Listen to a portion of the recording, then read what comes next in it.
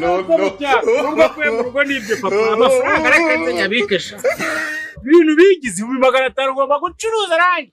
Azabona amafaranga. Rero bigize sha. Sonda gahera hera. Kamaze mbika amafaranga neza aricyo kintu cyambere mfite. Wahera kwa musaza ara nako yangira inama ko ndeba kuze. Ni ibibazo. Cyangwa ni izabuku.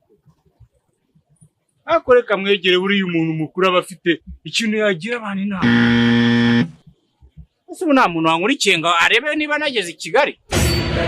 Wasanga ari umuntu wankurikiye. Ariko niba yantankurikiye afasha amafaranga yahindura ikoti.